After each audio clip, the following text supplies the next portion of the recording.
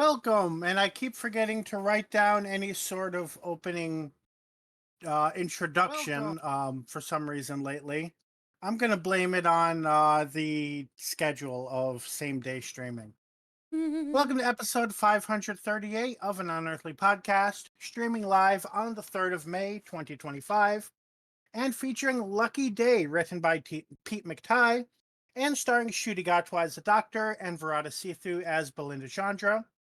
I am Bill Sylvia, the one in black. And with me is Aaron Romeo Moon Burke. Hello. Alex Fireheart is working an extra shift today, but we do have their thoughts for our episode review. Hey. How's your week going, Aaron? I actually had a really cool weekend, or not, or a really cool night tonight. I have not had Lao food before. I don't think I have anyway. Well, Okay. I had Lao food disguised as Thai food for my one of my coworkers before. She said Uh, it was Thai, and I'm pretty sure it's technically Lao. So anyway, I'm pretty sure they're close together, right? yeah, it's very close together. I Chris and I were in Oh yeah, they share a border. Okay. mm-hmm. Yeah, Chris and I were actually in Costco like last week, and we someone heard us mention Lao, and they were like, "Oh yeah, did you know there was a Lao restaurant downtown?" And we were like, "No." So we finally went there today, and it was amazing. It was very good. So very flavorful. I've had rice that was sticky before, but I've never had actual sticky rice like glutinous rice, and that was actually a Okay. really cool experience. So, which So it's different than just like rice from a Chinese place that sticks yeah. together. There's actually more to it than that. Oh yeah, Okay. there's much more to it. Apparently, it has more of the molecule. It has like twice at least the molecule in it that makes rice generally sticky. And that, Okay. so it's like ultra sticky. Like you could use it for mortar almost. Hmm. So, yeah, it that was really cool. And also it doesn't. Well, I think most people know, but rice in general doesn't have gluten in it, so that's just kind of a misnomer. So, but yeah, we had catfish wrapped in banana leaves with tons of herbs over the top of it. We had stuffed chicken wings, which are basically chicken wings that have been stuffed with like the innards of a spring roll or kind of an egg roll like thing. It's more spring roll because it's got the glass noodles in it. And then I also had the larp, which is similar to lob. It was still kind of warmish in that though. So I think one is hot and one is cold, served hot and cold. So I don't know which is which, but it was all very tasty. And then also we had the papaya salad and the sausage. So we Hmm. had a lot of different things that we were kind of picking or choosing our way through. So it was kind of expensive, but we ordered a lot of food. Yeah, very That much reminds recommend me, it. I Mm-hmm. didn't mention this at the time when I was in Denver last month. I've or no, sorry, not no, sorry, different trip. When I was in Chicago last month, Mm-hmm. Denver was several months ago.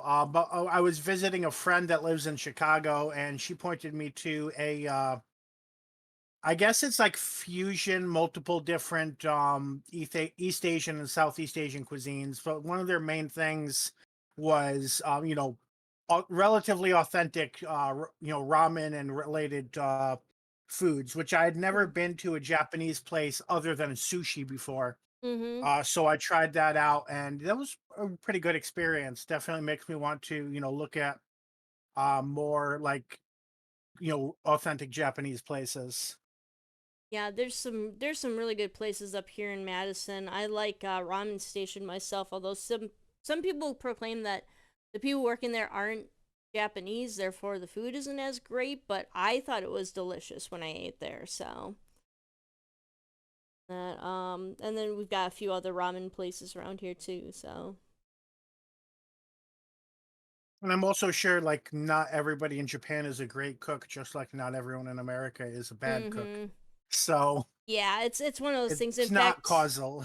the best Chinese restaurant here in Madison is Let me look up the name here. It is La Choza del Viejo, and it's a Chinese restaurant run by, I believe, a Mexican American dude or a Latino man. So, Hmm. who also apparently worked for one of the Korean restaurants in town and is thinking of opening up another Italian restaurant. So, Okay. yeah, but his cooking is amazing. So, It is interesting how food kind of cuisine merges like that. mm-hmm. Like where I'm from, most of the diners are owned by Greek people. So when a Brazilian owned a diner, it is basically a Greek Brazilian American diner. Oh, wow. In terms of my own news, I'm winding down toward the end of the semester, which is good for my workload. Although I'm at the point where I'm like, yeah, I really am a bit stressing about finding a decent summer job. I'm pretty sure that my rent is covered regardless of what I do, but I'm tired of every time I go on a break from school finding myself in the position of skipping credit card payments and taking dings to my credit. So if I can just, earn a few hundred over the course of the summer, I'll be much happier. Also, I don't want to spend, all of July and August living off of whatever I can get at the food pantry. Yeah. Become a bartender. That's what a lot of people around here do. Yeah. I also I swore never to go back to fast food when I went to grad school. And Yeah. I'm really doing my best not to go into that sort of like, entry level customer service job. And it's like Mm-hmm. it's not that I think I'm too good for it. One, I think I don't have the my body's not used to that kind of physicality anymore. And yes, like if you work in construction, you might be like physical, what do you mean? Like, that's but as a, I'm within the middle age category now. Mm-hmm. Person who has worked desk, I've spent more time at a desk than physically moving since especially since starting grad school. I already get back and neck and leg and foot and random other pains. Mm-hmm. I am not up to like running to keep up with a line or for sweeping large floors or any Mm-hmm. of the other shit that customer service people do in the United States. That can be a job for people who are younger than me or in better shape than me. Mm-hmm. Yeah. I was thinking what would happen because there's always rumors going around the factory I worked at about them shutting the place down and moving it to like North Carolina or Mexico or something like that. There's always rumors about that, especially the latest one going around that. Especially if they import parts from any other country Mm-hmm. or metal or Oh anything. yeah, definitely. Like most of our parts come from like China. We just assemble things here. Yeah. So Most of your operating costs tripled overnight. Yeah, our yeah, we just basically what do you and we have a factory in China. Our company does.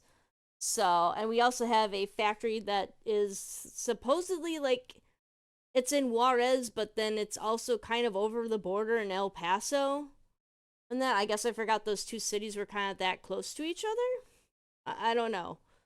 But like yeah, so we build most of the machines. Majority of it's built in Juarez and then it's shipped over the border where panels and labels are put on it.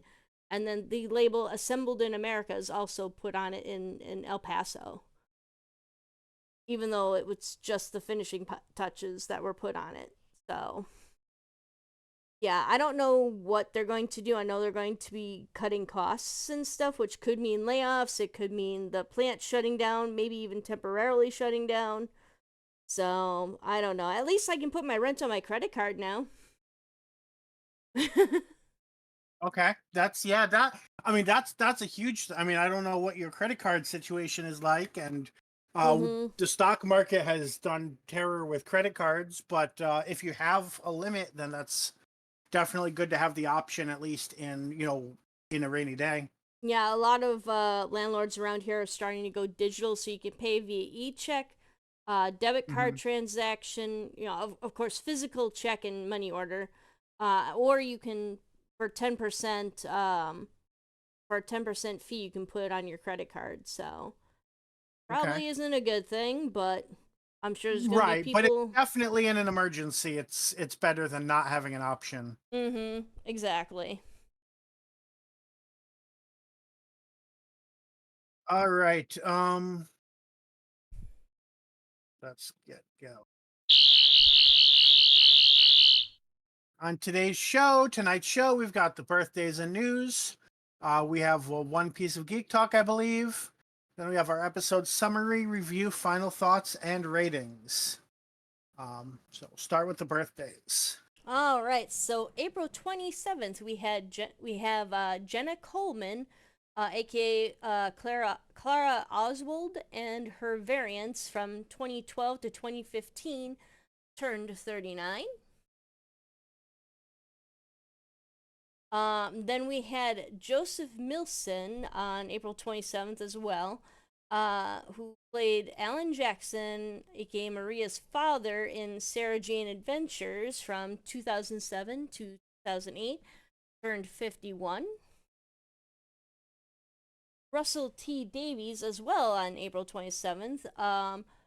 Of course, he is the Doctor Who showrunner from 2005 to 2010 and returned in 2023 until the present. Turned 62. April 28th, we have Bella Lloyd Holmes, played a government operative in Torchwood, Children of Earth, turned 44. We also have April 29th with Anita Dobson, aka Mrs. Flood, from 2023 to the present, turned 76. Sorry. Yes, I am using an ad blocker. All Hmm. right, so May 1st, Sacha Dhawan, aka Waris Hussein in An Adventure in Space and Time, and The Master, from 2020 to 2022, plus worked for Big Finish, turned 41. Oh, by the way, just since you mentioned your ad blocker, I don't know if you're meaning to show images, but we are just showing the title card at the moment. Oh, shoot. No! Like, All since my I was hard like, wait a work. second, you wouldn't have mentioned that for no reason. Yeah, all my hard work for no reason.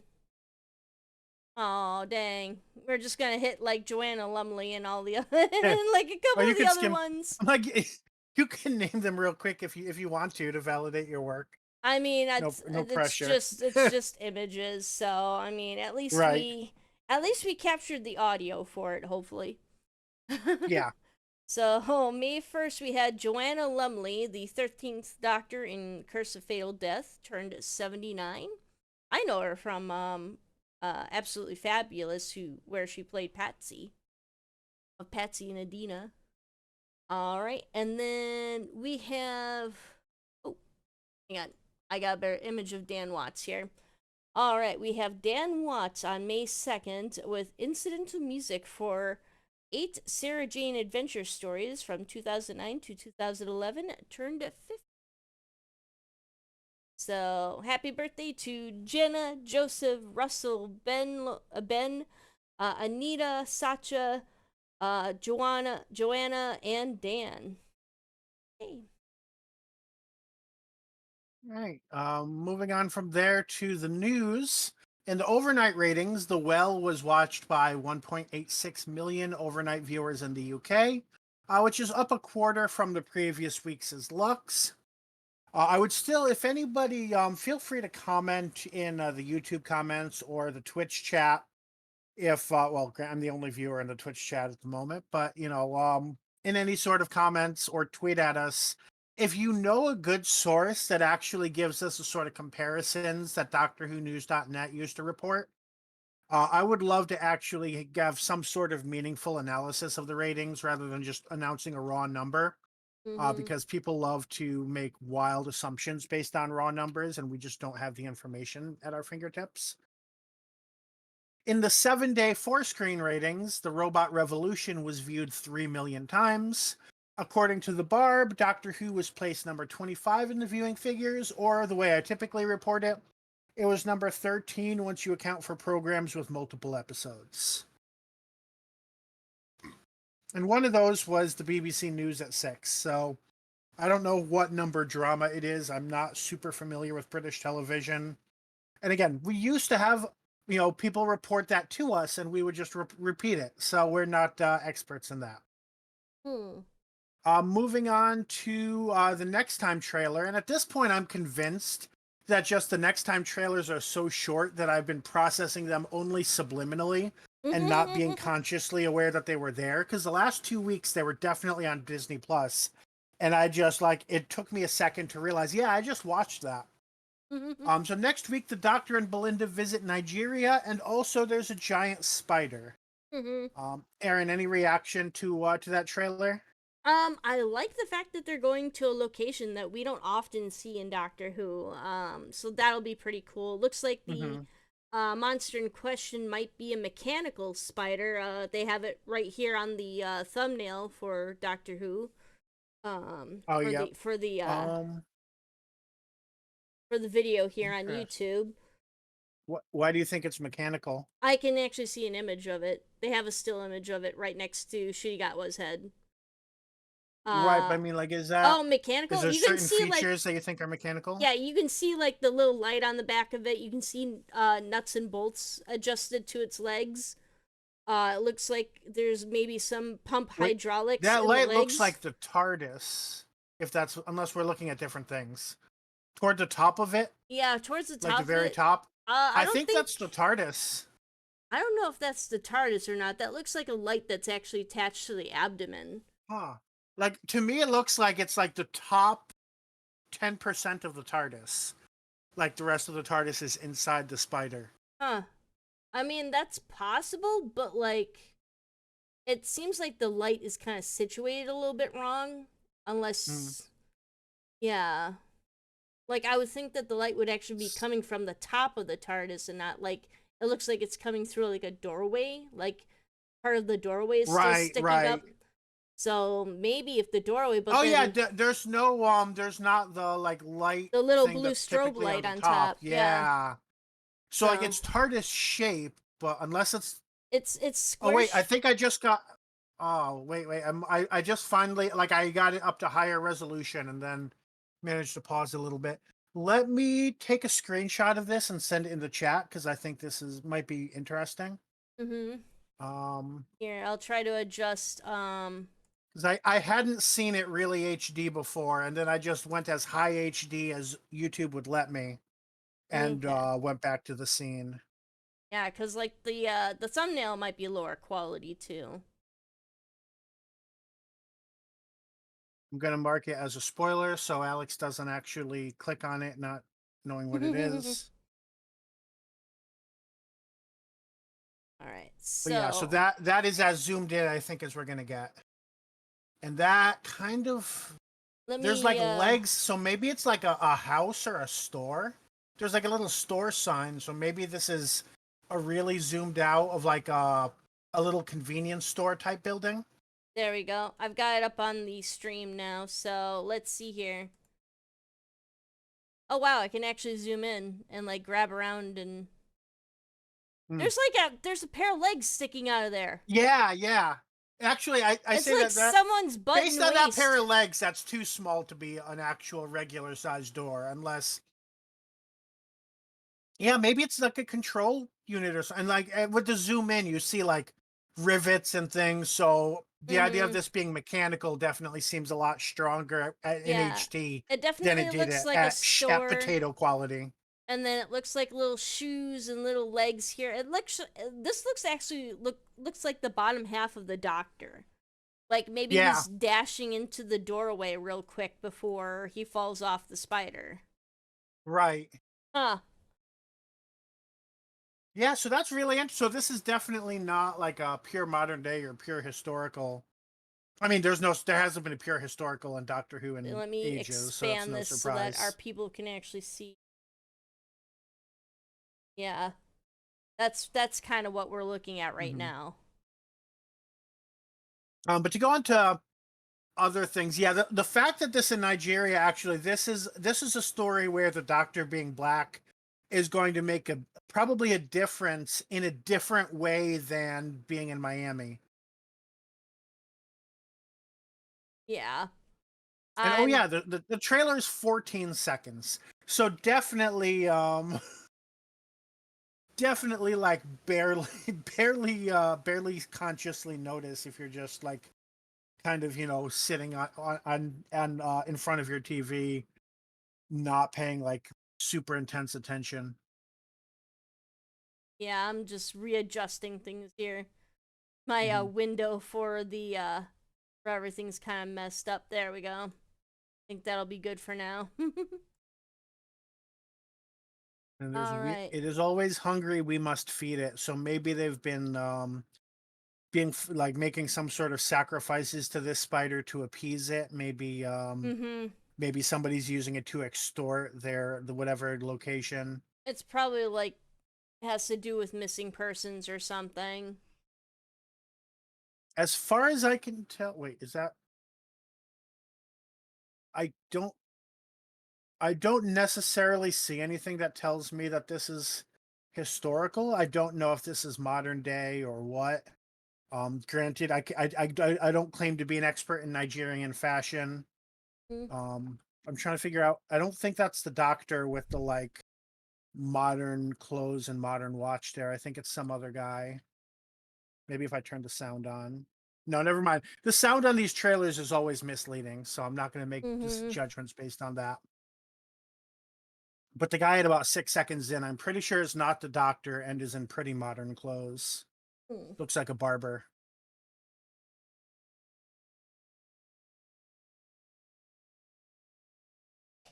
Interesting. That'd be interesting if we get two modern day stories back to back. Although I guess, I mean, the Doctor-lite story is kind of a wild card.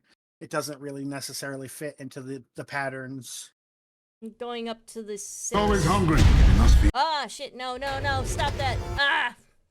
I'm just never going to touch any of that stuff again because I don't want us to get like ish. I don't want us to get a copyright strike. Hopefully, I Hmm. haven't like triggered anything. Uh, So I know it typically, if it's less than 7 seconds, YouTube system doesn't identify it. And okay. somebody would have to be a real dick to manually claim this. Mhm. Not to say that it couldn't happen, but all in all, it's a broken system and we do our best. Yeah. Like I just kind of went right on to the next bit of news. Hmm. So. That's a good idea. I think we've spent enough time on a 14-second trailer. Mhm. Uh, the two-part story Wish World: The Reality War is going to be screened in cinemas across the UK and Ireland, and I forgot to fill in that part of our summary, but it's so they'll be airing on the 24th and the 31st, and the screening is going to be on the 31st. Hmm. So if you want to see the whole thing in cinemas, then you'd have to avoid being spoiled on the first part for a week, or just watch the first part at home and then watch the combined two-parter in cinemas. Which, as some people have pointed out, if the ratings were really as disappointing as like people who are jumping to conclusions claim, they would not be doing this. If they were like, nobody's watching Doctor Who, it's a dead franchise, it's definitely going to be canceled after this season. If that were the case, they would not be doing a nationwide cinematic run that they expect people to purchase tickets for. Yeah, they wouldn't be pumping that much money and effort into it. You know, some people might be like, "Oh, it's a last ditch effort," but like, why? If it's a dead franchise, why wouldn't you just let it die? You know, you wouldn't go through all this effort for it. Mm-hmm. The last ditch effort would be like a Fortnite crossover and things like that, not something that is going to cost a lot of effort and money. Yeah. Then moving on to cast and crew news.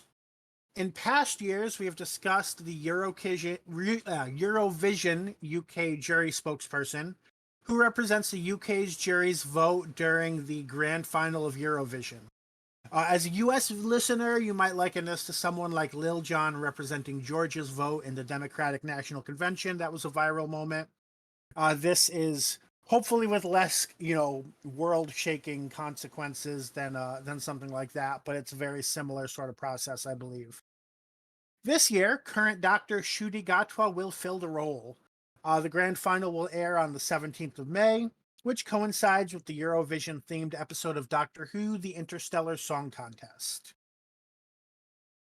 So, if there was any doubt that it is a Eurovision episode, uh, that fact and some of the other details that Cultbox kind of mentions about the episode itself basically say, yeah, this is entirely a Eurovision episode.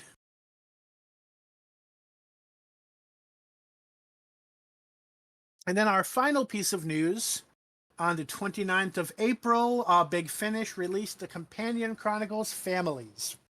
Hmm. This is a box set of Companion Chronicles stories featuring Stephen Noonan as the first Doctor, with stories written by Christopher Cooper, Paul Morris, Ian Potter, and Jonathan Morris, narrated by Maureen O'Brien as Vicky, Carolyn Ford as Susan, Peter Purves as Stephen, and Lauren Cornelius as Dodo. And that is the end of our news. All right. I'll move us on to the Geek Talk section then. Yep. Um, I had I have just finished the first season of Severance, and man, is that a wild ride. I highly suggest watching it to everybody. I at first when I first heard about it, I thought it was just some silly like knockoff version of like The Office or Office Space or something, some goofy comedy like that, and it's totally not that at all. It's very much science fiction. The Mm-hmm. premise is basically a company allows its employees or encourages its employees to undergo a procedure known as severance, which allows separation between work life and home life. So basically, you get in the elevator, you go down to your office, and on the way down in the elevator, like your brain swaps over to your what is known as an innie. So your innie or your office worker persona, and on the way up from the elevator, it swaps over to your outie or the outside Mm-hmm. world person that you are. So and at So, this. Mhm. sorry, go ahead. And of course, this involves the Lumen Corporation and the obsession that everyone seems to have with the founding family, the Egan family, especially the founder Keir, devoting hymns to him, paintings to him. Um, like all of their policies are based around his founding ideas and whatnot. The humors which he discovered. So it's pretty wild. And then of course you meet a bunch of other employees, and they're all everyone's kind of off. There's something off that's going on here. No one knows quite what's going on. Punishments for failure tend to be severe. Okay. um, yeah. So I'm trying not to give away too much stuff, but we think there's an idea that the company known as Lumen is up to something other than simply, just data entry and stuff. Technically, the Mm-hmm. main character works in a department known as macro data refinement. That so where he scans Okay. like a computer screen for like numbers that trigger an emotional response such as fear. Okay. Mm-hmm. So, So I was going to ask, like, is the season structure like similar to you would expect of like an office drama, or similar to what you would expect of like a sci-fi thriller? But I think based on what you've been talking about, it sounds more like the latter. it's more sci-fi thriller, but there is office drama in there too. There's the Mm-hmm. whole don't But like fraternize the with your main climax of coworkers. the season and such Yeah, sort the of main press climax things. of the season is very sci-fi related. Let's just say that people's innies and people's outies don't always get along. Okay.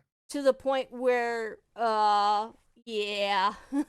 they Like some I'm some kind of imagining, and maybe this is because of, thinking of like how it would happen in Doctor Who, of like, the as the season plot escalates, people start to like the innies and outies start to be forced to exist in each other's spaces, each other's mhm, worlds, and they're switching in alternative things. I don't know if that's necessarily true, but it that just that that's kind of how I does imagine the season escalating.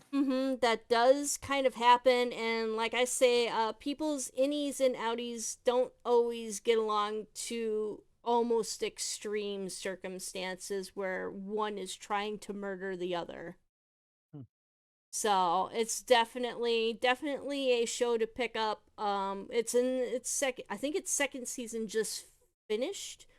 So apologies Okay. for all of the spoilers, but hopefully this has kind of been more tantalizing. I would say you haven't, like, I mean, from a super purist perspective maybe, but I would not think you've spoiled anything. Okay, cool. um I'm trying to do better at that. mhm.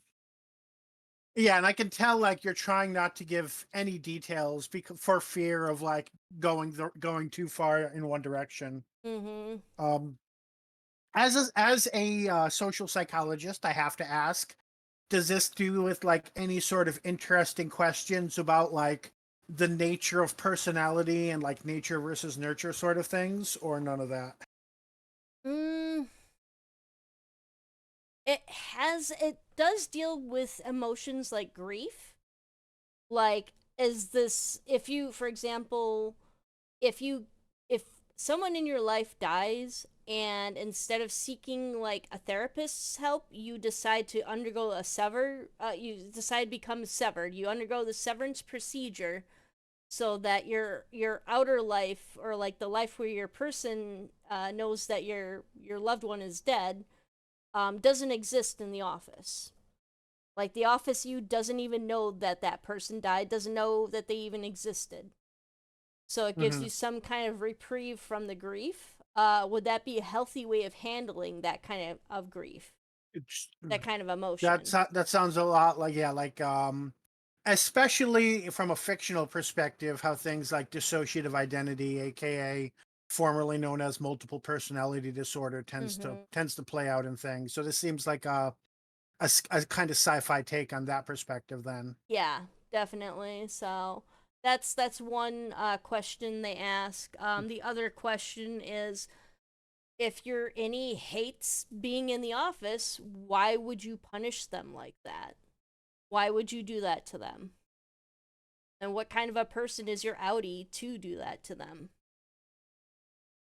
Interesting, because my I mean, coming from the US economic system, oftentimes, you'll have everybody in the office hates being there, Mm-hmm. but they don't have any better economic choices. Um What if you value rewards like a t-shirt? Companies like to give out mhm, t-shirts and pizza parties and stuff.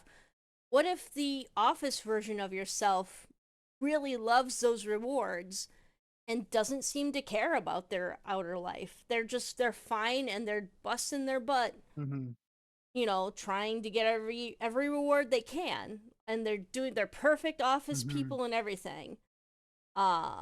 What happens then? Do they just stay as they are forever, or do they deserve to know what their outie is like as well? Or do they never get promoted, and it just drives them on to Oh, they get drastic promoted. measures. There is promotion there. We haven't seen people turn against each other for promotion yet, Okay. I think, Oh, anyway. so there's nobody that's busting their ass for promotion. They never get it, and because of the lack of work-life balance, they lose it. No, like, there is a promotion. There are people who get promoted and stuff, but like, Hmm.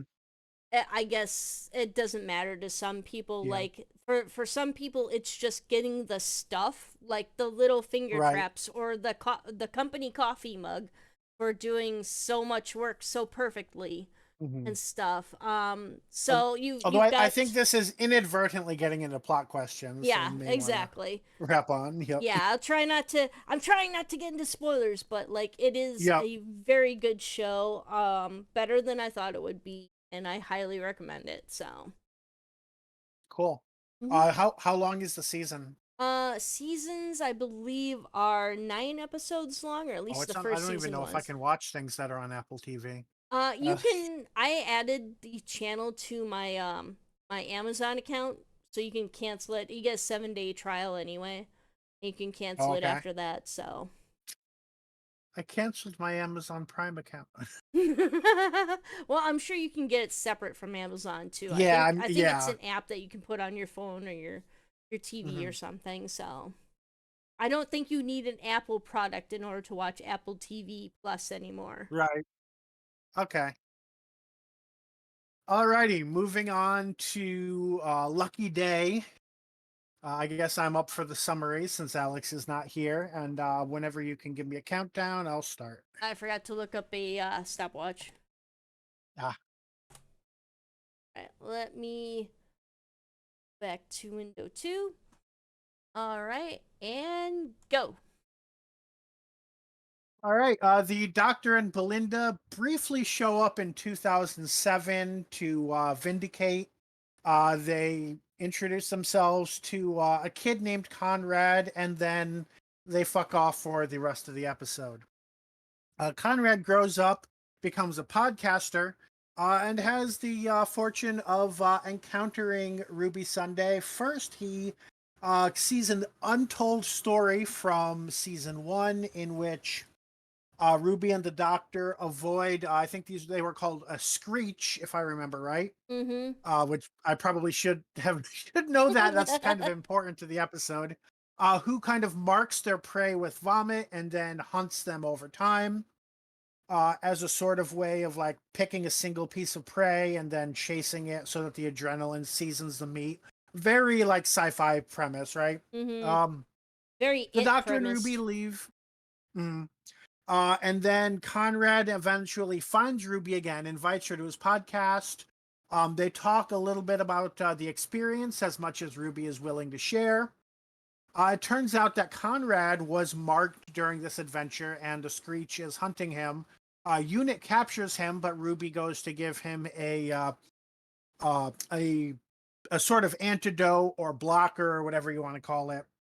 Um, and then they actually end up kind of connecting, and they start dating. So they go on a few dates, and then on their fifth date, Conrad reveals that he hasn't taken the antidote, and there seem to be screeches attacking the pub that they're at. Although Unit tends to notice that a lot of the signs that say a screech is there are not happening, so it's really weird. It's as if a screech that was other than normal is there.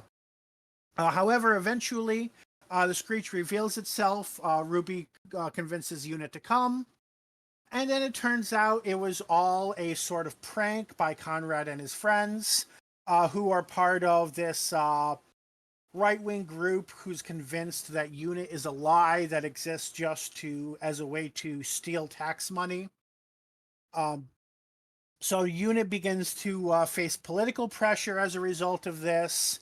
Conrad then ends up breaking into Unit, shooting somebody, stealing a gun, all so that he can stream himself, forcing Unit people to confess that it's all a hoax. After he insults the memory of the Brigadier a bit, Kate Stewart ends up getting frustrated and releases the Screech from captivity, who is hunting after Conrad because he hasn't taken the antidote. Um, so eventually, Conrad admits that he lied, that he's in it for the grift, for the money, etc.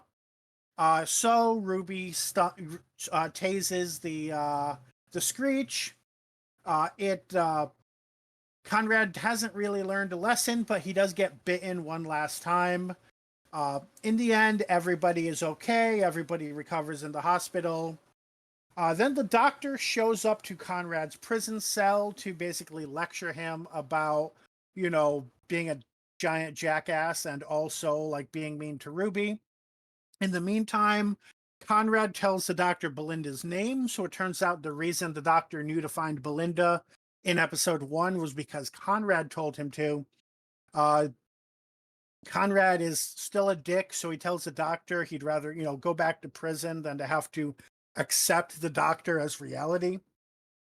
And then Mrs. Flood, who's apparently the governor, or at least is claiming to be, shows up to say hi to Conrad at the end of the episode. The end. All right, you did that in 4 minutes and 10 seconds, or about there. Probably 4 minutes and eight Hmm. seconds or so by the time I stopped it. So, Right. Okay. I feel like the with the I mean, there's I shouldn't say there's just two of us. We still have Alex's thoughts. Just wondering if there's anything we want to talk about before going into the actual review.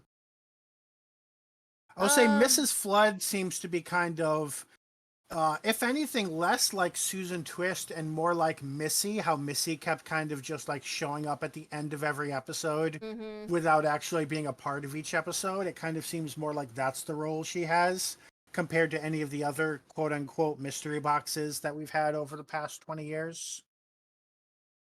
I'm still hoping that she has some tie to the Ronnies because she seems interested in some of the tech in last episode. Although that doesn't necessarily mean that she'd be the Ronnie. There's plenty of other female villains, I'm sure, including a female version of the Master, another one. Yep. That would be interested. It could mean that this is the second female version of the Master that we're getting. Yeah. So, Yeah, I mean, Sasha Dewan seems to no longer be around as the master. So, yeah, she could be Missy number two mm-hmm. or go by some other name. She could be a new Time Lord villain known as the Governor. Oh, that would be interesting. Yeah, Okay. that would be kind of cool Hmm. actually. Especially since Gallifrey is now no longer around again.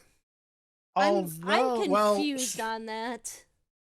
it's a so did do you remember the Endless Child episodes? Yeah, So I just in remember like theory, the the big master reveal. wiped out. In theory, the master wiped out the population of Gallifrey and turned their corpses into Cybermen. Oh, that's right. So, That's right. I remember that now. Huh. Hmm. oh, now I'm thinking. So, two things that were mentioned in this episode: governor and dictator. Mhm. And if I were to try to draw, I'm not an etymologist, and I would have to do some googling to see if there's a relationship. But I wouldn't be surprised if the word that the concept that those two have most in common is master. Hmm. So you may be onto something with the idea of this being a new version of the master. Aw, dang it. I was hoping that it would be like the Ronnie would come back, but That would be I nice. guess And not. I know there are these theories of like, oh well, Ronnie is an anagram of rain, and when it rains, it can flood, Mhm. and therefore the Ronnie becomes Mrs. Flood. Mhm. And I don't know about that. Yeah, it's a The bit Ronnie's never seen roundabout. somebody who would use human, Earth language anagrams. Mhm. The Ronnie is a little too high-minded of herself, like, Yeah. Like to be it using would be that. like us naming ourselves after different types of meows or barks. Well, now I want to be named after a meow. All right, moving on to our review. What Alex's favorite part of the episode was, it was nice to check in with Ruby's family again and see that her adoptive family and her birth mother hang out as often as they can. Yeah, it was nice Mhm. to kind of see like what kind of was becoming of that family structure and not just leave it hanging and know that, like we always hoped Ruby would not be the person to kind of like ditch her adoptive family Mhm. to hang out with her birth family, but it also, her obsession with finding her birth mother did kind of leave that up in the air. Yeah. Hmm. It was kind of nice to All see right. them again. Yeah. Mm-hmm. And what was your favorite part of the episode? My favorite part was I'm gonna say like some of the little details you see. For example, the I had them written down as shriek, so I Mhm. shriek or screech. I can't quite remember. I think you might be right with Reek is, this. oh yeah, because it rhymed with reek. Yeah. So Mm-hmm. So, when the Shriek walks by the computer screens at Unit, you can see them flickering around it and everything. So that was kind of a nice little mm. special effects touch. And in fact, I'm going to say that the special effects weren't completely bad for this. They were actually pretty good. So, and granted, most of the monsters were mostly in the darkness and stuff, and they saved the high resolution image for later. So, um, yeah, I Yeah, if enjoyed. anything, the high resolution image was probably the weakest part of the monster. Yeah, So, yeah, probably better to keep them in the dark a little bit. although And also I think the image that I saw online was like somebody had taken it and added brightness to it so you could see it better, and it mm-hmm. looked really rubber when when you do that. So, Yeah, so in fact, I think that's one of the images I have cycling through right now. hmm. Yeah, is something like that. So yeah, and in Okay, fact, so basically, sort of the directing, and around the monster aspect of mm-hmm. things And in is fact, what you like like. the people in the rubber suits, when think tank the villains are like dressed as the monsters, they actually show like you see the monster kind of crawling around, and you get the impression that this is a thing this is a person in a suit. If you look closely at the detail, I think they're like slinking around the town and stuff, terrorizing the townspeople, everything, Oh, and then the ones during when the during the pub attack. yeah, the pub attack ones are clearly Hmm. people in suits, and that just kind of crouch down and kind of slinking around. Whereas the actual monsters have very much more animalistic movements to them, and are obviously CGI and all that. So, Hmm. So I'm gonna go with the I, I hate it, but the reason I hate it is that it was so good was the portrayal of Conrad Clark, mm-hmm, by actor Jonah Hauer King, and as well as also by the writing. It was just like the switch in the acting from this sympathetic boyfriend figure to like this again utterly realistic like slime ball uh huh, is just so effective. Like you hate him the second he mm-hmm, shows his real personality. The one criticism I would have from that is, does that mean the Lucky Day podcast was a sham for like a long period of time prior to prior to getting Ruby? Like was it all a exist as a snare and then like his followers never questioned it? mm-hmm. Or was it like something that he literally just started and tricked Ruby immediately? Well, he says he's been waiting years to get her on the podcast, but that's just something he's saying. We really don't know how I long the podcast has Yeah, been that actually around. that's a weird thing because he became aware of her personal existence a year ago. Mm-hmm. So maybe he was waiting to get a companion of the Doctor for years, but he didn't know about Ruby until the year before. Yeah. Hmm. Yeah, I kind of I hate the character, but I think the acting was pretty well done too. Hmm. It was, yeah, very much a like so good you hate him sort of character, like the type of character where like the actor might get hate mail for years after this. Mm-hmm. Which is, that just means the writer and actor both did a really great job, Yeah. and anybody supporting in that venture. All right, moving on to least favorite things. So what Alex says is Doctor Who handled the idea of mocking grifters in what feels like the most backwards way possible. Not to mention, they're absolutely sick of the no one remembers all these constant attacks on London, let alone thinking they're fake. When they don't bring massive attention to it, they don't mind. When they make it the focus of the entire plot, they hate it. So, I mean, we're living in a world where people think the measles vaccine is fake, where people think the moon landing is fake, Mm-hmm. where people think Australia is fake. I, coming from a US standpoint, and my understanding is that the UK is in a very similar political situation. I think it makes sense that this fringe group that is, pretty much described as being like a right wing fringe group, well, that is gaining traction. It feels realistic to me. Coming from 2025, coming from the era of Doge, coming from a country where that is where right wing fringe groups seem to be exerting more influence over the day to day minutia of the populace on a daily basis. Uh, if it feels realistic to me. Hmm. What do you think? I think he's a bit one dimensional, which kind of diminishes his threat. It feels like, I mean, I get what you're saying that it's very Hmm.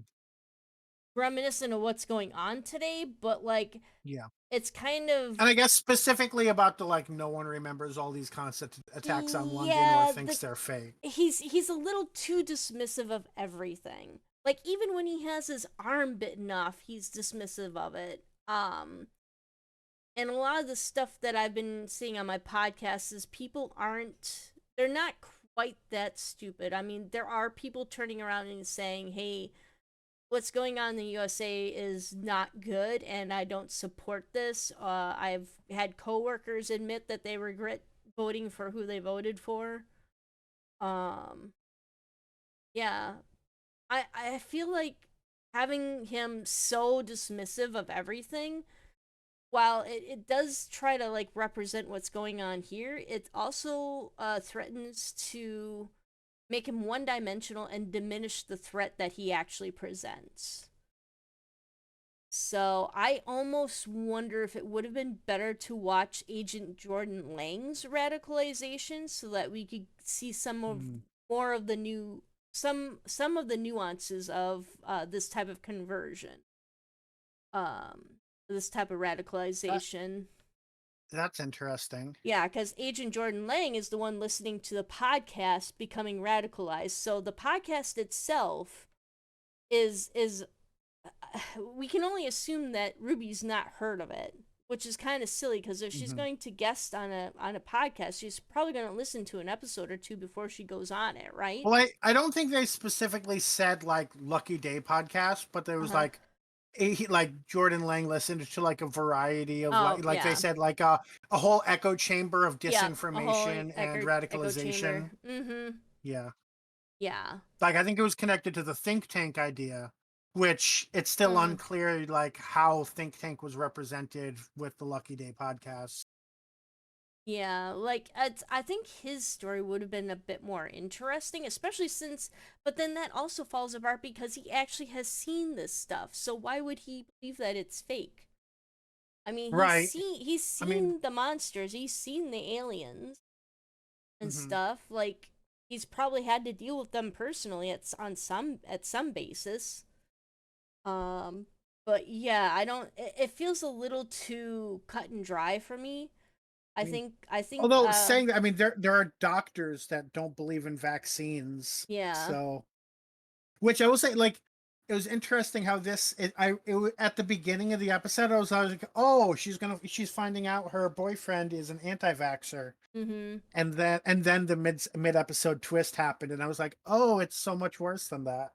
Yeah, the problem is that it's you can't really see a disease, you can see the results of a disease, whereas an alien is usually right in front of your face growling at you and threatening to tear your arm off. And that whereas you can try to Hmm. sit there and ignore like microscopic and sometimes even smaller things that can cause these pathologies and stuff. So Hmm. um yeah, I think it's a bit harder to deny unless the alien is microscopic as well, which we've also seen I think in Torchwood, the sex alien, the STD alien, I should say. Mm. But yeah, like I don't know, it feels like it's missing more nuance, and I would have liked to see it done. It feels like it's done with a sledgehammer and not with a scalpel. Or I guess they say the scalpel approach nowadays a lot more. So like maybe Hmm.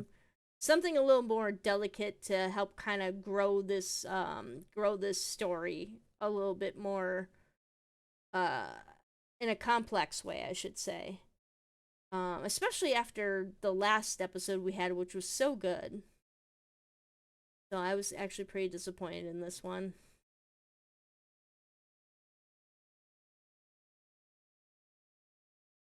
Um, and that was still a response to Alex's, right? Not your own. Yeah, I have so much stuff like written down. Uh,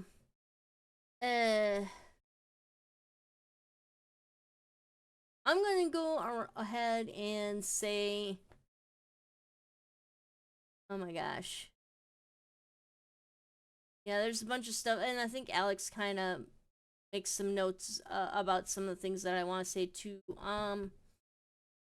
I'm gonna go ahead and say that the Shriek, while they're kind of interesting for Doctor Who, are pretty generic when it comes to like other sci-fi shows, especially since they very much reminded me of the Gorn from Star Trek Strange New Worlds. I believe I yeah, I was mean it Strange New Worlds or is it Brave New Mhm. World? Oh god, um now I'm all confused. I think it's strange because Brave New World is Captain America and the Aldous Huxley book. Yeah. So I think this is Yeah, to Strange explore New strange Worlds. new worlds Mm-hmm. where no one has gone before. Yeah. Yeah, because you had the same thing there. You had very reptilian, kind of semi bipedal lizard like reptilian like aliens slinking around in the shadows, and then in order to grow their eggs on people or infest people, impregnate them if you will, they spit this like green goo onto them, and that basically acts like as a carrier for their eggs, that which then infests the host. Which doesn't happen here. It acts as a pheromone for Right. tracking the prey, but still, it's kind of the same thing, or not the same thing, but very similar enough. Uh-huh. So, So my logic was kind of like it's a no doctor episode, so it makes sense that like it's a sort of generic sci-fi monster that mm-hmm. you don't need the doctor to handle. Yeah. Um, but yeah, So, I think a lot of the concepts here were kind of things that most sci-fi fans will have seen before. Although I mean, I'm sure we've seen things where people are like, oh yeah, there's a cure, and I just didn't take it because I thought it would be more brave not to take it. Uh, it was not exactly an original twist. I thought for a second because I saw like the conversation in our spoiler chat about like it being like related to like that right-wing podcaster space. It was like, oh shit, we're gonna go on an anti-vax trip, and then that ended up not being the main focus. And then it turns out that he didn't take it because he didn't believe in aliens. mm-hmm. Which I guess is also kind of an anti-vaxxer thing too, Hmm. kind of in a way. There we go. I wanted to also mention, which I don't think many people will have thought about this, but this think tank as a hate group kind of reminds me of the group from Gargoyles Chronicles, the Quarrymen, who are just like out to destroy the gargoyles because they feel they're dangerous and stuff. They're basically racist against the gargoyles and even dress up in clan type robes and stuff. So that's kind of also the Okay. feeling I got from this is they're I hate to say it, but they're almost generic Nazi enemies.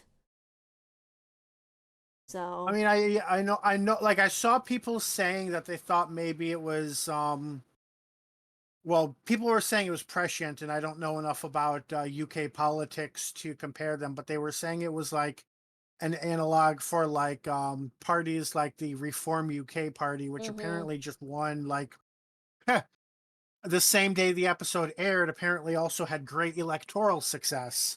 Hmm. Um, but I Well, mean, modern politics is an analog for straight up Nazis. yeah. I wouldn't really dispute that. Also, think tank is, a lot of these ideas that are built on false premise, to quote the Fourth Doctor, um, also wind up coming from a lot of think tanks, like literal think tanks. Hmm. Well, maybe not literal think tanks, but like, you know what I mean. Yeah, things that are just typically called a think tank. Yeah, Mm-hmm. Wait, are we still on me or are we on you? We're on you, right? we are. I haven't said mine yet. Okay. I think we're still on you. Yeah, All right. I still but keep I think rambling on okay. about the nuances of why people fall into these conspiracy plot or Yeah. conspiracy holes and stuff. So, Um.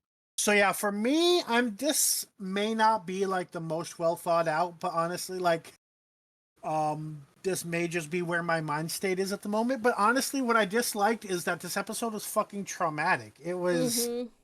It was like they didn't, when this episode was filmed was I think pre US election, pre 2025 and so they didn't necessarily know everything that we would be experiencing right now, but like living in a world where like, uh cancer studies and Ebola studies are being called are being accused of being of fraud is the word they keep using. They call them fraud and say they're a waste of money. Mm-hmm. Fraud Feeding and the homeless or corruption. feeding the disabled is considered fraud, and all of it's being used as a way to give tax cuts for the rich by giving fewer services that are needed by the poor, and it is killing people.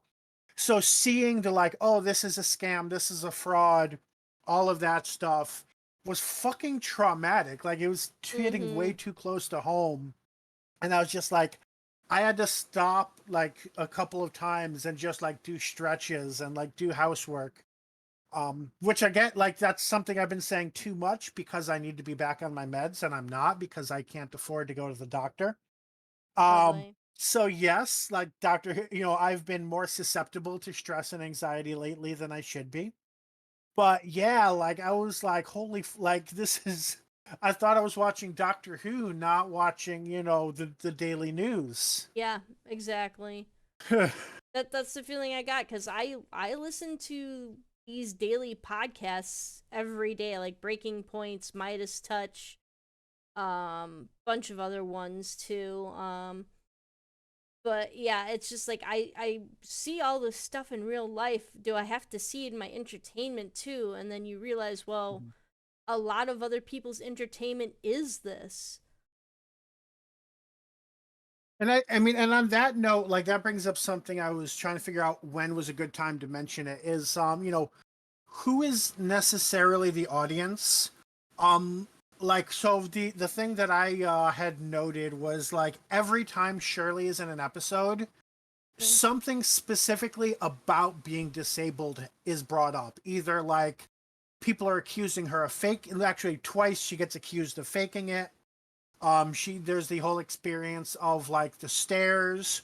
She never just exists in an episode as a character. It always has to be about her disability. The same way like when Rose appeared, the first thing they did was, hate crime her. And it's, it's a question that comes up a lot in especially like sci-fi media where you're trying to take these real world things and repackage them in a way to get through to people that don't understand is like, is your audience only the ignorant, only people who don't understand what's actually happening in the world? Are you at all incorporating, you know, the other aspects of the audience? Um, you know, maybe sometimes include, you know, disabled joy, gender euphoria. I mean, I don't remember if there is any specific like multicultural happiness other than like Yaz learning about her family's history, and even that, like, that was about trauma. Mm-hmm. um a lot of the time it seems a lot of when minority groups are incorporated into modern Doctor Who, or at least when they're incorporated in a non quote unquote colorblind way, when you actually acknowledge group differences, it's almost always about trauma, it feels, and not at all about like actually uplifting those groups. And I don't, it maybe because maybe I'm more sensitive to it as I become more aware of issues, but it feels more frequent to me. Mm-hmm. Yeah, I. And that's a lot about this whole thing with like the radicalization space. Mm-hmm. Is it all for people who don't understand how people are being radicalized by podcasts? Mm-hmm. Or are we also including in our audience people who are fully aware and are stressed out and are, looking for anything to kind of uplift them?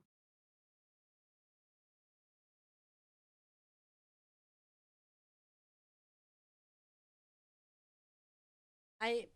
I don't know. I don't know what to say to it. Actually, I kind of Mhm. I hate to say it, but I almost forgot that Shirley existed in that because it's been. I don't Yeah. know. Maybe it's just because it's been a while since she's been in something, It's or. been a little bit. So the last time she was going to appear, they Mm. replaced her because they liked the actor so much. They were like, we have to give him a bigger role. So they took her spot in an episode and gave it to him because they really wanted to give him a good role. Okay. So the last time she appeared was the Giggle. Oh. Wow.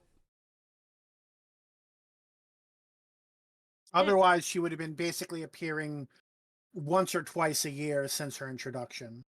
yeah, because like I remember, like, isn't she introduced in? She's introduced in the first in the 60th anniversary special, isn't she? Yeah. And then So she's her brought her appear into Unit, or no, her she is in Unit. appearances were the Star Beast, the Giggle, and this so far.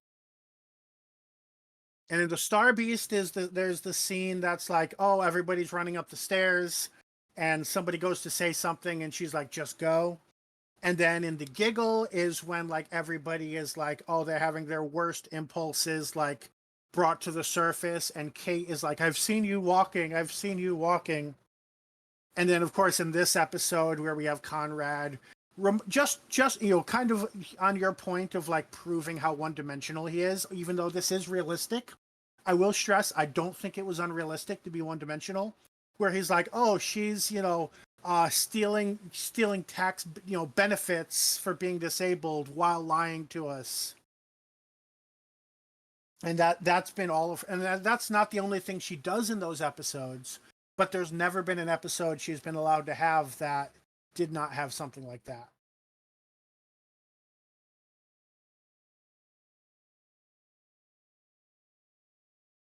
And I think like and that's where I kind of go to when I think these things like, yeah, we're educating the audience about this podcast radicalization pipeline.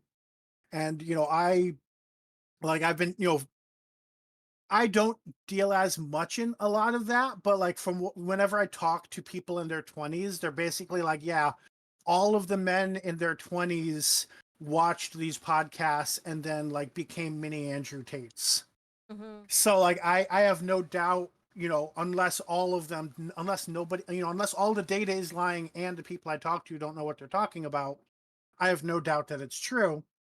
But I'm like, sometimes just educating people of what's currently happening is the laziest thing you can do, or at least the bare minimum.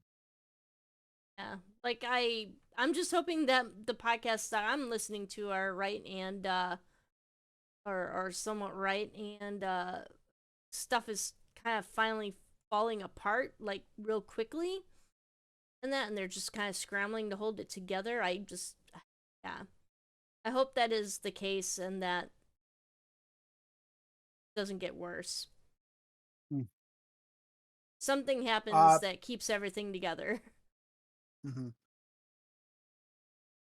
uh, Alex also had another note is basically, something a lot of people have noted of, we it's really early in Belinda's first and possibly only season where we're at episode 3 right now, 3 or 4.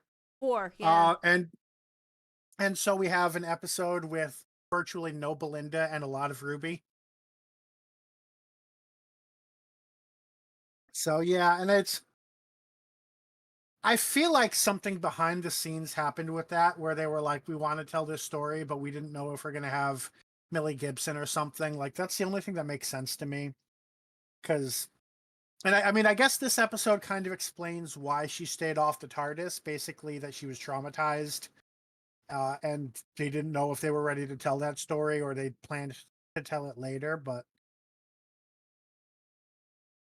yeah, it does seem odd to be doing 8 Mhm. episode seasons with Doctor-lite episodes. All right, on to favorite scene. Let's get some positivity after talking about all that trauma and negativity. In- Conrad getting his arm bitten off because, good lord, the character is such a failed attempt at an idea that Alex wanted him dead. And I would still say he was a realistic, and I mean, maybe this is again the difference between me living here in at a U.S. university and Alex living in Australia. I don't know what right wing politics are like in Australia. I don't consider Conrad a failed attempt at anything because I just think he would be a member of the cabinet or at minimum the Doge team if he existed in the United States. Probably a member of parliament in the UK. So I don't consider him a failed attempt, but I can definitely agree that I didn't realize he got his arm bitten off. I just thought he got bit. Like I didn't see the mhm. arm come off. In the end you can actually see it it looks like it's these giant staples are kind of holding it on. Um Okay, it looks like a sleeve or like an armband and stuff, but it's actually like clamps that are holding his arm together. got you. So it's sort of like a PG. We're not going to like do anything to show him with no arm or any blood or Mhm. anything. They're not going to Sort of show blood dismemberment. spraying Okay. everywhere. I'm sure it was pretty messy and if it had happened in I'm reality. gonna say like I never saw an arm. I never saw the mouth being removed from while still holding an arm. Hmm. All right, Aaron, what's your favorite scene? I at least had more favorite scenes than I had least favorite scenes, but I think I just kind of stopped caring after a while. I do like Kate standing up to Conrad Okay. and that because it feels like someone should have told him to like shut up and sit down more often. Mhm. And He granted, I think that's like I think that, well, I'm remembering it as being like a quarter of the episode. I didn't actually time it. So there may be parts of, or should I say, any particular parts of it, or kind of that whole I like the whole sequence. don't point that gun at her. Hmm. We're trying to protect you, that type of deal. But just like her mom tone, like it feels like she's speaking in a mom tone to a spoiled brat of a kid. And Okay. I think that's also what Conrad comes off as. He comes off as someone who's never really had to face adversity. Like Yeah. that isn't, adversity that isn't a first world problem. He's never had to worry about where to find his Yeah. next meal His or a it roof over his it head. definitely. Sorry, didn't mean to cut you That's off. okay. But yeah, the biggest adversity he's faced is I told someone what to do and they didn't do it. Mhm. Yeah. So I feel like it was a well-earned lecture about how and he doesn't really have a lot to say to her either. Like, all he can do is spew more of his denialism at her and like he's Hmm. kind of, I mean, he's not defanged because he still has the gun on him and stuff. But I do like the fact that she's willing to take him out if need be because he's a dangerous person. Which of course the doctor would not agree to. So, Mhm. I was really worried she was going to get a member of her team shot. yeah. Well, this is what happens to Ruby. Yeah. And I was kind of I don't think that this may be the best time to talk about it, but I was saying in our spoiler chat, I was like, if we were to go by like how a lot of sci-fi shows handle like poetic justice, like Kate was really taking a morally gray path there, right? She was like, okay, we could just hide, but instead we're going to have this confrontation. There's going to be bullets, there's going to be blood, there's going to be potential death. And a lot of sci-fi stuff, I think, would have punished her by basically if it was a really dark show, like a Game of Thrones or something, like or a Ridley Scott, then there would have been a ricochet that from Conrad fighting the Shriek. No, A shriek, right? Shriek. There we go. I Mm-hmm. knew I was close from fighting the Shriek, and it would have hit Ruby or it would have hit Colonel Ibrahim. Someone we care about, but that Kate would have to witness and truly suffer.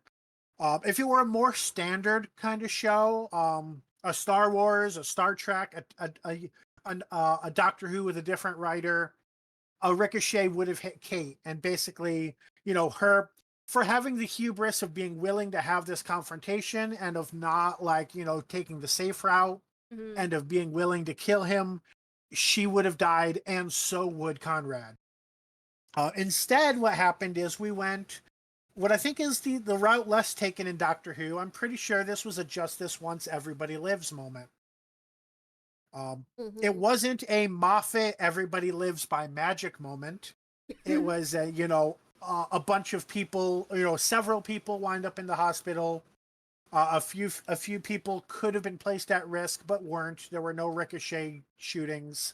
Um, but the same kind of outcome, nobody dies. Yeah, it's a very interesting way of looking at it. I hadn't even realized that this is Mm, actually probably one of the happier endings you could get out of all of yeah. this. Hmm. Yeah. Um, so my favorite scene that we haven't talked about yet.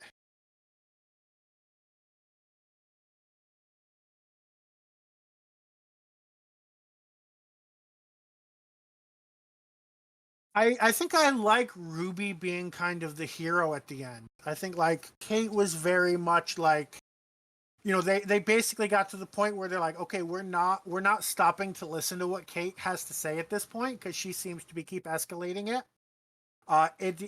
We've reached a point he's admitted to his followers that he's lying.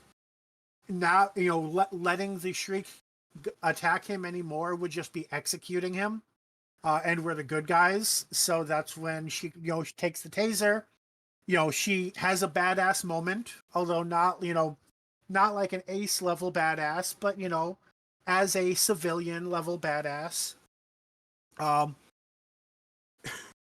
Conrad still gets his punishment from his arm being bitten off, but it's not because everybody in the room just stood and watched him die. So I thought that was a good way to carry out the scene based on the choices that were left available. All right, moving on to least favorite scenes. Alex says the doctor's speech at Conrad felt far too on the nose. Also felt very off that the doctor would seem to revel in telling someone they're going to die alone in a prison cell. Some doctors that could maybe see having that reaction, but only a select few. And definitely not 15 given how he's been characterized so far. On that note, this is the first episode in a while, possibly ever, that 15 did not shed any tears. Mm-hmm. So. Maybe that's because it's a Doctor-lite episode. I don't know. Yeah. But I don't. I'm still. I'm gonna piggyback off of that because I want to talk about the same scene but different aspects of it. It felt really weird, the Doctor just showing up to give a speech at the end of the episode, especially since like he hasn't seemingly been in Millie's life since she left the TARDIS. Mhm. And also the fact that this is now like a time loop moment. Like this is Conrad telling the Doctor about Belinda so that he knows Belinda becomes a companion, and then he brings Belinda to tell Conrad Belinda's name. So we're in a time loop. Conrad does not deserve to be that important. Um Also, I'm not sure which episode this happens at. Like, is this in between Sutek and the Well, no, they wait, no, the last no, never mind. There was no Sutek was the time she left, like the Christmas special was, so it has to be after Ruby stopped traveling to TARDIS. And that's right. So the question Mhm. is this before the Christmas special when he's still waiting for Ruby to call him back? Or is it after the Christmas special and literally the next thing he does is, oh, I wonder who Belinda Chandra is. I'm going to go Google her. Yeah. So, like, that's just, it seems like really weird placement, especially since this is as close to May 21 as we're probably going to get until the actual finale starts. So it's just saying, oh, yeah, the Doctor was already there, but he didn't know that it was going to be important is really weird. I Yeah, mean, it's he was already confusing. there literally on episode 1, but I get that it's a there for time. another time. Yeah. Yeah. I get that it's a time travel show, but I hate time loops like this because I totally missed everything that you were talking about, like the the mention of Belinda and everything, that's where the hmm Doctor got Belinda's name from. I I I I'll totally admit missed I did that. not make that connection myself. Mhm. Um cuz I was sitting there like, which episode is this in between? Like, oh, so he doesn't know who Belinda is, so this is not the Doctor from the future, because at the time I was like, oh, okay, this is the Doctor coming back after the season finale and talking, now that he's spoken to Ruby and learned about this. But no, this is not. So this is the Doctor who learned what happened to Ruby in his future and then came back. I wonder if the finale is going to kind of make some sense of that and be like, oh, yeah, after the Christmas special, I went and had dinner with Ruby and she told me about some guy who broke her heart. And then he went to go tell the guy off. I don't know. But yeah, like I was too confused to be making that sort of logical connection myself.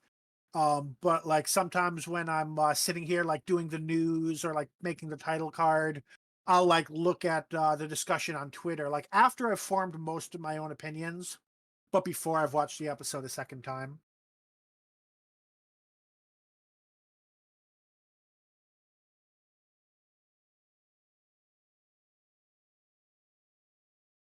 All right, so now we're to your least favorite scene. Okay. Uh wow, I did not do very good at writing down my least favorite scenes. um there is a small scene at the very beginning where kind of dumb, but like Conrad goes to remove or move the lock on the door, and the lock is obviously smoking, and he touches it, but apparently it's not hot or anything like that. Because he just continues to touch it and move it out of the way, and then open up the door to get into the store where the shrieks are, and as well as Ruby and the Doctor are there. So yeah, um, it's just this little thing that just kind of was like, well, shouldn't he have like had a little bit more of a reaction, if the lock is smoking and stuff. Um, Okay. I'm sure there's plenty of other scenes and stuff, but I was just so uh not happy with the episode, I guess, just because it does hit a nerve. So Mm, I was having a hard time kind of focusing. So okay. that's one Yeah, I was scene. waiting for it to be like, oh yeah, this is a scene where it was so one dimensional and should have been more complicated. And you're like, this was a this Yeah, was a technical error. yeah, this is a technical error I found. Yeah, and You're I putting on your just actually hat. and it's just like I just I don't know. I think I just stopped caring after a while with writing my notes. Okay. Uh, Um if I could handle impressions without being bad at it, I would do a comic book guy one right here.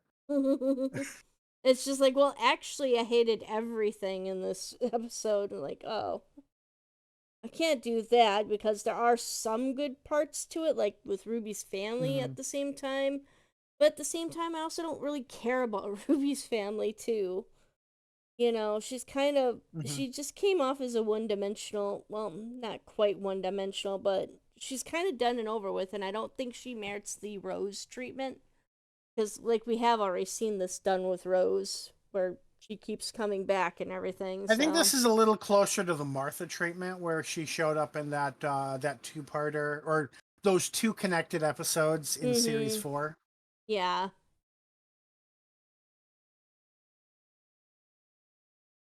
But yeah, I mean, if I want to be really cynical and go conspiracy theory about it, this episode was here so that people would keep thinking that Ruby was still a companion after the Sutek episode Mm and would hmm. be surprised by her not being, leaving the TARDIS at the end.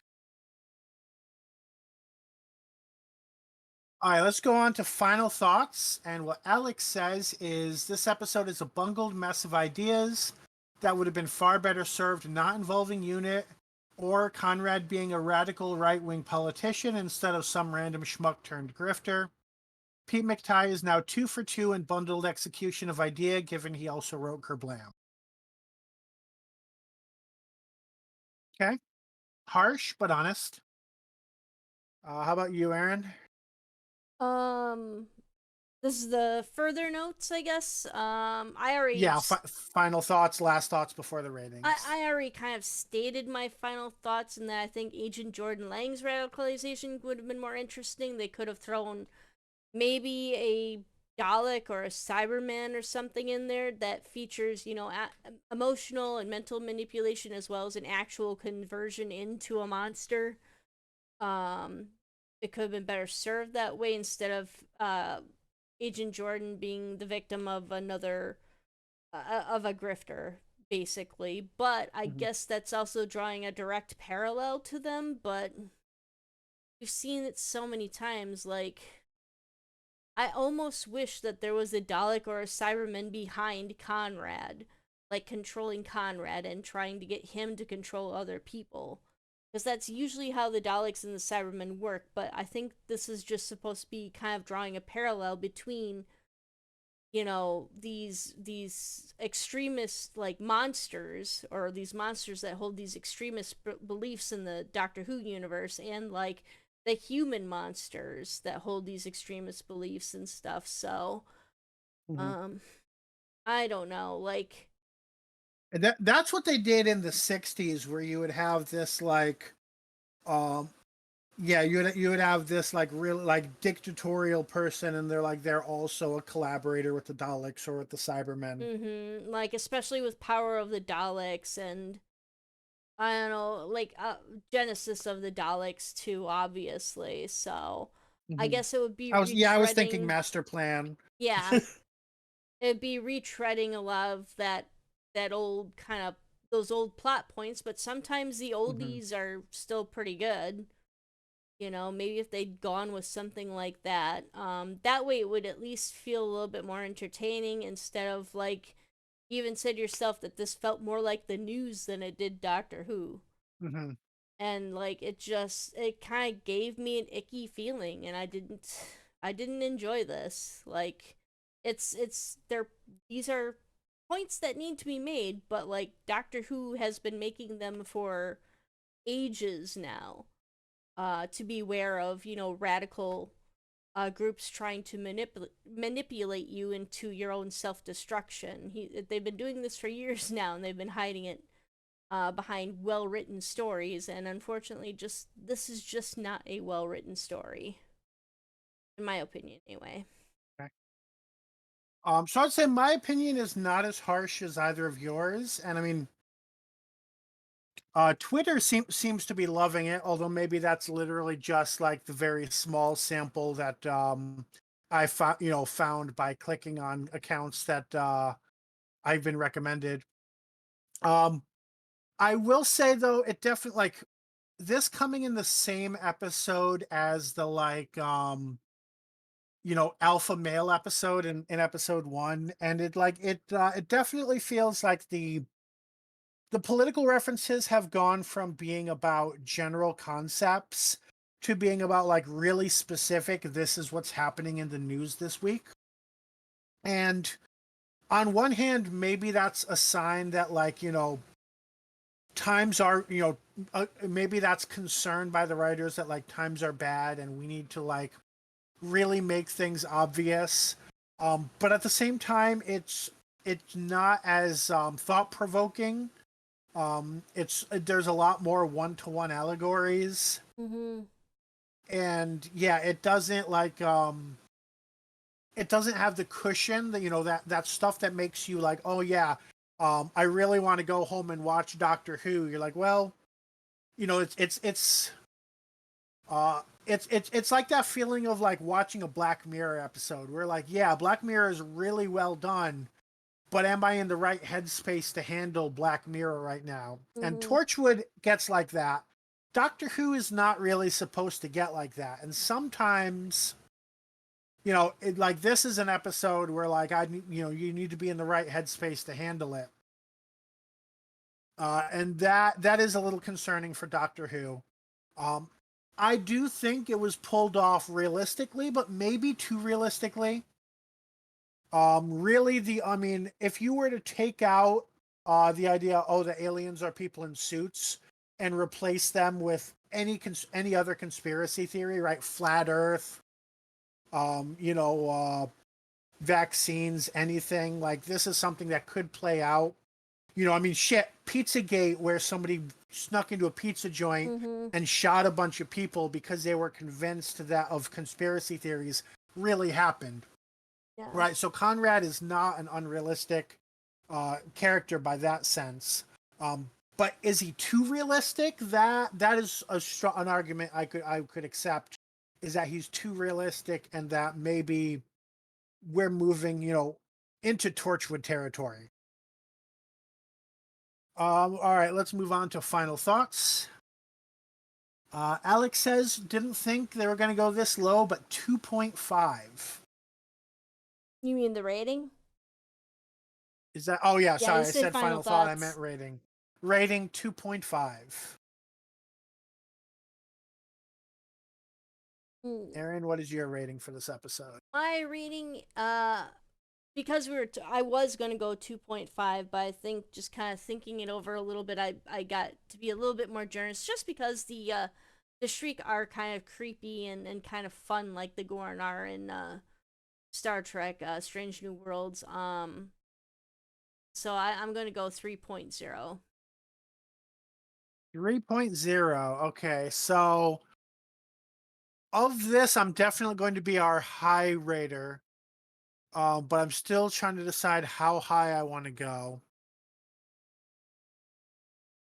Like I'm kind of even fluctuating between anywhere from 4.5 to 3.5 and having trouble placing where I really want to put it. So I think I'm going to go dead in the middle of that range with a 4.0. Um, 'Cause again, I mean, I do think as a drama, as a story, it was good.